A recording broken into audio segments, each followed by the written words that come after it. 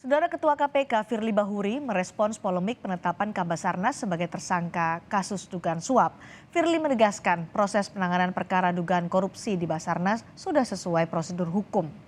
Dalam rilis resmi pada Kompas TV, Ketua KPK Firly Bahuri menyebut seluruh proses hukum mulai dari OTT, penyidikan hingga penetapan tersangka sudah sesuai mekanisme hukum yang berlaku. Terkait kasus dugaan korupsi di Basarnas, KPK mengamankan 11 orang serta menyita barang bukti dugaan suap Rp999,7 juta pada 25 Juli lalu. KPK menetapkan 5 tersangka, termasuk 2 perwira TNI.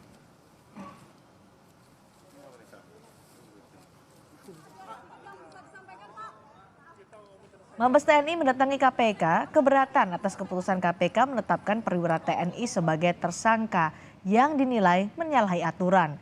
Usai pertemuan KPK TNI, Wakil Ketua KPK Yohanis Tanak sempat meminta maaf ke pihak TNI. Yohanis menyebut tim penyelidik mungkin ada kekhilafan dalam penanganan perkara dugaan korupsi di Basarnas.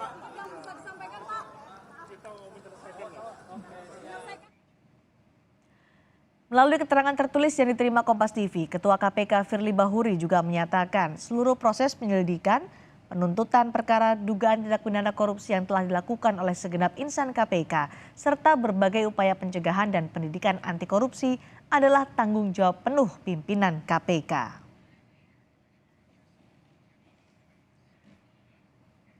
Firly Bahuri juga menjelaskan bahwa KPK telah melibatkan POM TNI dalam dugaan tindak pidana korupsi di Basarnas ini. Firly menyatakan di antara pihak yang diduga terlibat kasus Basarnas ini terdapat oknum TNI yang juga punya mekanisme peradilan militer.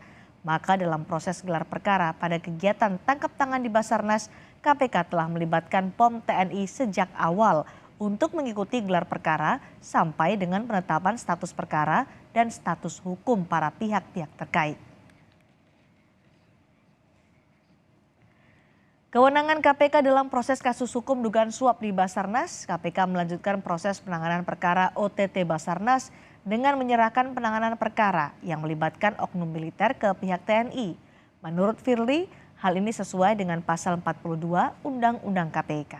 Ketua KPK juga menjelaskan sesuai ketentuan pasal 42 Undang-Undang KPK, KPK berwenang mengordinasikan dan mengendalikan penyelidikan, penyidikan, serta penuntutan tindak pidana korupsi yang dilakukan bersama-sama oleh orang yang tunduk pada peradilan militer dan peradilan umum.